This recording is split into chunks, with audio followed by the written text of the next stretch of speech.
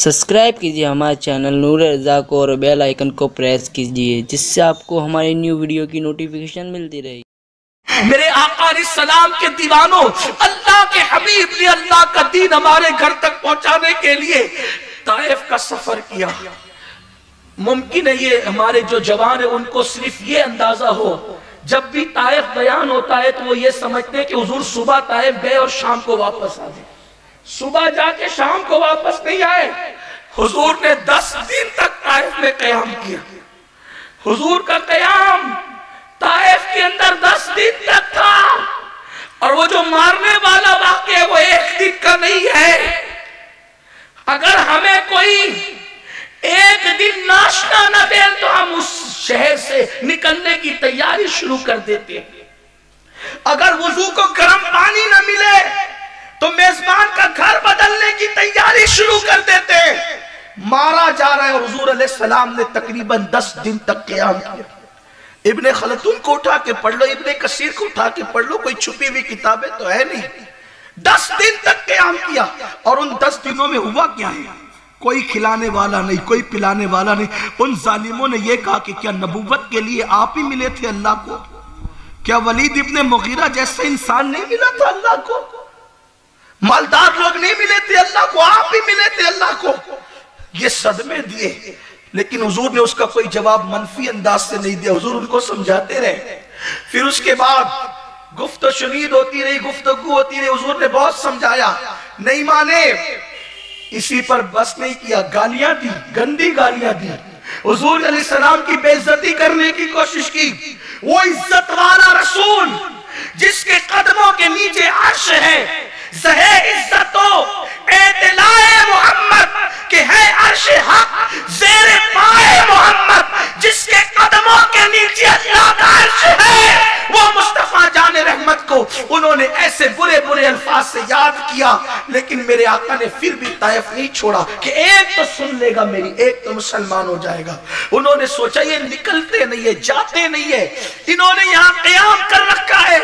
तो अल्लाह के हबीब के पीछे ओबाश लड़कों को लगा दिया। और वो ओबाश लड़के मेरे आका अलैहिस्सलाम के पीछे चिल्लाते और माज़अल्लाह कहते पागल आया है, पागल आया है।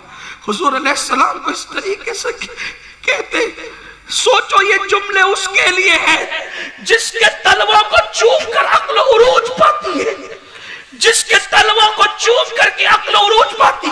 पागल ऊंट जिसकी नालैन को बोसा देकर अक्लमंद हो जाते हैं, जिसके यहाँ सुतूने हन्नाना को रोने का शऊर मिलता है, जिसके इशारे से कंकरियां कलमा पड़ती है, उस नबी के पीछे वो मंजर तो तसव्वुर करो।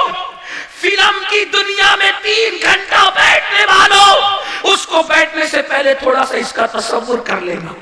किसी लड़की के कंधे पर जिना की नियत से हाथ रखने से पहले जरा इन मेहनतों का तसव्वुर कर। बाप की मेहनत का इतना एहसास है, आमिना के लाल की मेहनत का कोई एहसास नहीं।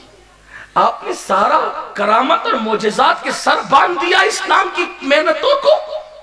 मैं मुनकिर नहीं हूं ना मोजेजात का ना करामतों का, लेकिन करामतें और मोजेजात जहां पर लोगों को मुतासिर न कर सके, वहां मेरे नबी की मेहनतों से मुतासिर किया है।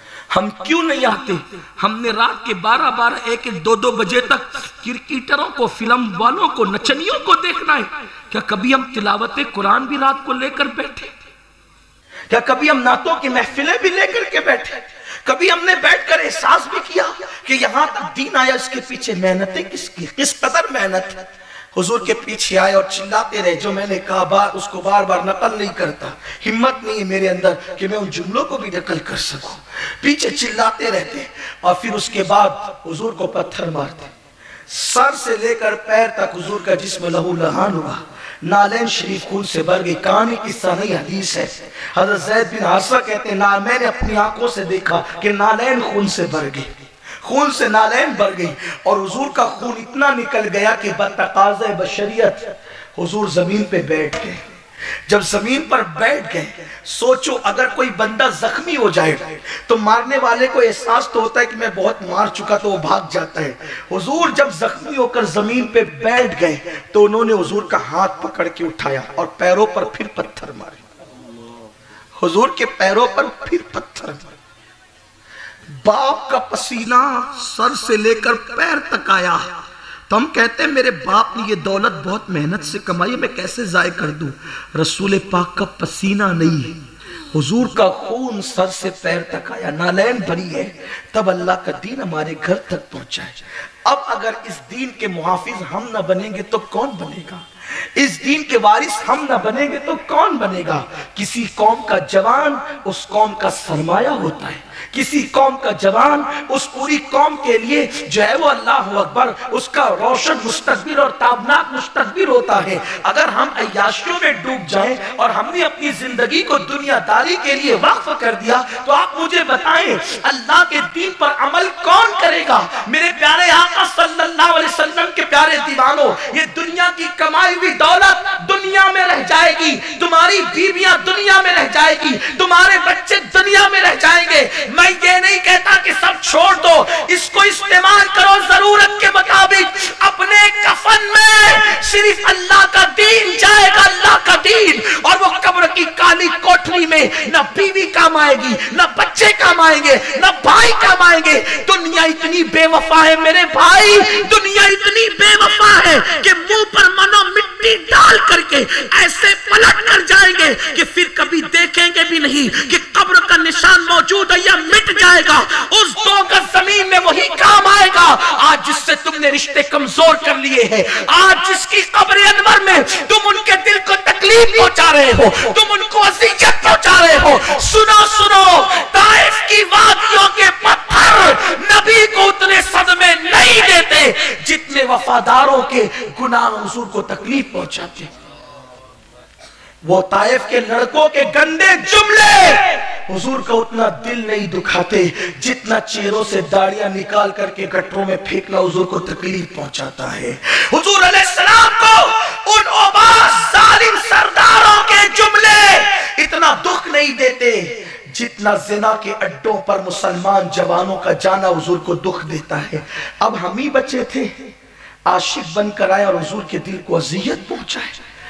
سوچو، جو ایک عام مسلمان کو اذیت پہنچائے اس پر جنت کی خوشبو حرام کی جا رہی ہے، جو آمینہ کے لال کا دل دکھائے وہ بھی ایک مرتبہ نہیں، بار بار، 1000 بار، اور وہ بھی گناہ کر کے۔